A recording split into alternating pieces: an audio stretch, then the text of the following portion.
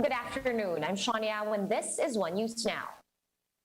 Malacañang says that representatives of the International Criminal Court, or ICC, will not be allowed to enter the Philippines after it decided to fully investigate the country's drug war. To tell us more about this development, we have Maricel Halili joining us live from Mandaluyong. Hi, Maricel. Good afternoon. What was the rationale behind this decision?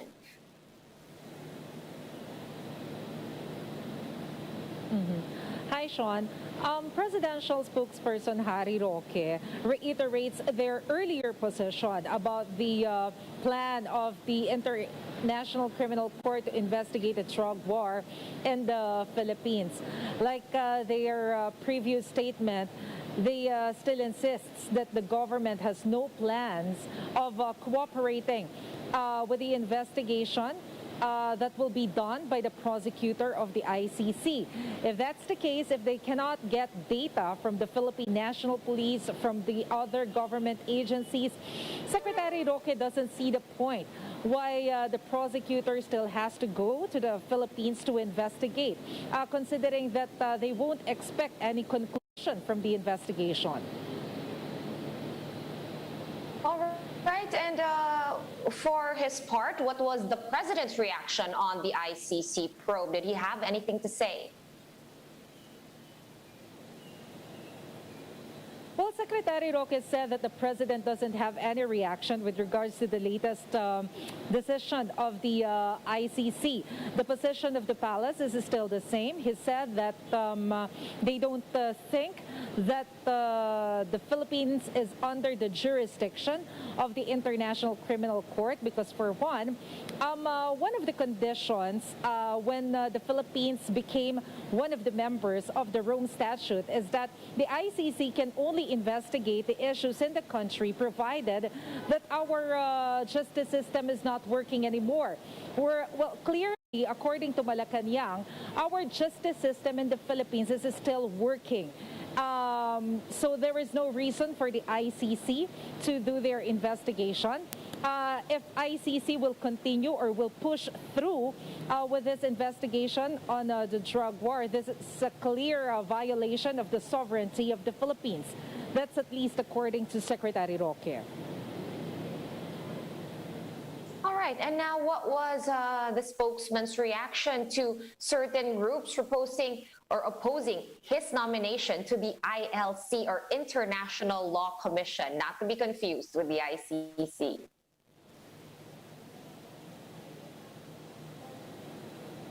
Yes, Secretary Roque said that he respects the opposition coming from different sectors, including the University of the Philippines, Diliman, where he taught for several years. He said that, that's their opinion, that's their position. But he also clarified that the International Law Commission is different from the International Criminal Court. While ICC focused on advocating human rights in different countries or in their member countries, the ILC focuses on the international law. So they are actually getting nominations of people who are actually experts when it comes to international law. Having said that, Secretary Roque also insists that despite the fact that ILC does not focus on human rights advocacy, he still believes that he performed well when it comes to fighting for human rights. He has stated the fact that he became the legal counsel of the journalists who were killed during the Ampatuan massacre. He also became a lawyer or the legal counsel of fishermen in Panatag Shoal. And so these are the things that he actually pointed out. And also the reason why he should be a part of the ILC, according to Secretary Roque. All right, so that he was at one point a human rights lawyer. Now, shifting over to another topic, Mase, how is the first day of the pilot implementation of GCQ Alert Level 4 in the NCR going? I heard the PNP had something to say about that. Well, PNP Chief General Eliazar said that at least their assessment on the first day of the implementation of the pilot test here in the National Capital Region is generally peaceful.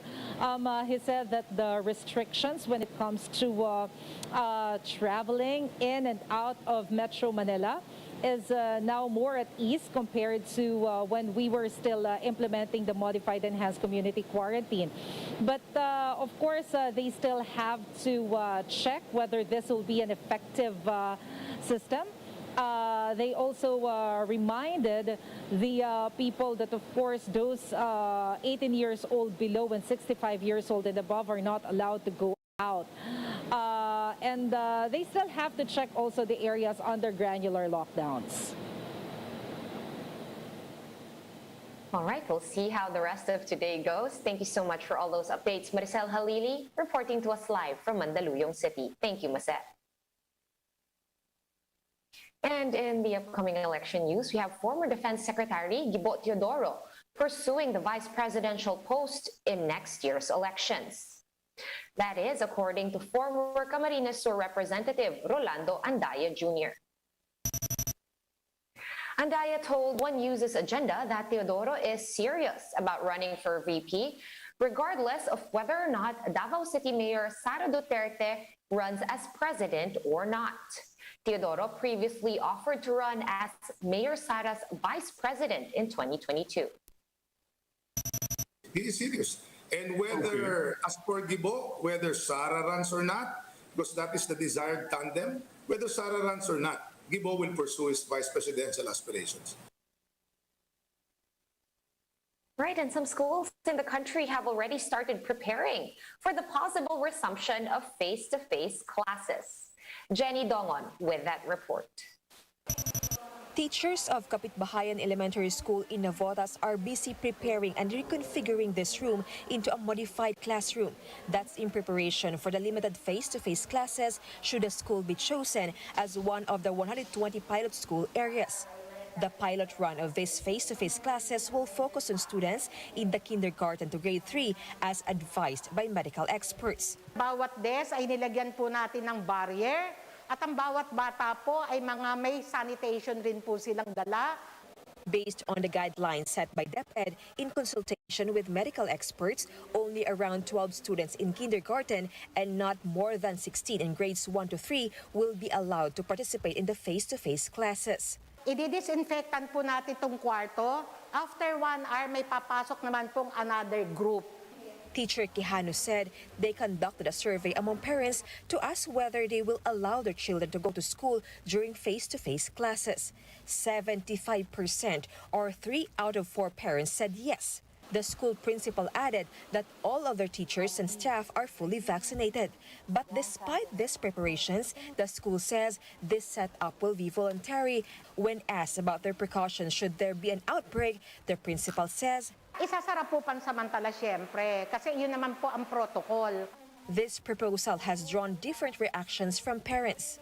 Limit lang po yung papasok. Hindi na lahat po papasok sa isang araw. May distansya lang po. Okay lang din po yun. Okay naman po kahit magano kami mag-online class. Bakit po? Kasi parang mas ligtas yung mga anak namin sa virus. For now, the DepEd's proposal is still waiting for President Duterte's nod. For News 5, Jenny Dongon, PR1 News. And the Senate has started deliberations on the 2022 national budget, or 2022 budget rather, of the Presidential Communications Operations Office, or PCOO. Mean Los Baños joins us live from Rizal to give us more details. Mean, hi! What did the senators zoom in on in today's hearing with the PCOO's budget? Hi, Sean. Good afternoon. The Senate Finance Subcommittee tackled the 1.91 billion peso budget of the PCOO and its attached agencies. And one of the main points of discussion is the agency's alleged hiring of trolls. Undersecretary Christian Ablan said 1,479 employees are under service contracts, and the PCOO spent 76 million pesos for their salaries. But the PCOO denies these are what you call internet trolls. Senator Franklin Drilon became more specific, asking for the names of these employees, including their addresses, educational attainment, and job description. Senator Nancy Binay, for her part, wants PCOO to submit daily time records of the employees under COS. Secretary Martin Andonar agrees that a law banning troll farms and penalizing those engaged in trolling activity is needed. He agreed to make a draft for the bill. In another issue, senators asked the agency to defer the construction of a government communications academy in Bukidnon, which would cost around 75 to 80 million pesos. They said as of now, it's not urgent and COVID response is still the utmost priority. Sean, the Finance Committee is yet to approve the PCOO budget as they await the submission of some documents. And the committee has also set another hearing to discuss further the budget of the PCOO. Sean? All right, thank you so much for giving us that update, Man Los Baños, joining us live from Rizal. Stay safe, man. Let's now take a quick look at today's other top stories. The Bureau of Internal Revenue, or BIR, will investigate an initial list of 250 top-earning social media personalities to see whether or not they're paying correct taxes. The BIR said their earnings are considered as business income, and these personalities should be classified as self-employed individuals. Rizal Park and 3 other sites in Intramuros will be opening to tourists again starting today. The tourism department said that visits will be under limited capacity still, and only those between ages 18 and 65 are allowed. Visitors are also urged to download the Stay Safe app for faster entry into sites. And Elon Musk's SpaceX has sent the first all-civilian crew into Earth orbit. The rocket ship carried billionaire e-commerce executive Jared Isaacman and 3 private citizens that he chose for the trip. The flight, which took off in Florida, is expected to last about 3 days and will splash down somewhere in the Atlantic. For more updates, visit News 5, The Philippine Star, and Business World online. Visit our website, onenews.ph, for more in-depth analysis. You can also catch One News on the Signal Play app. Register for a free account at www.signalplay.com and stream One News live anytime, anywhere. Masks on, wash hands, and stay safe, Philippines. I'm Sean Yao. We are One News.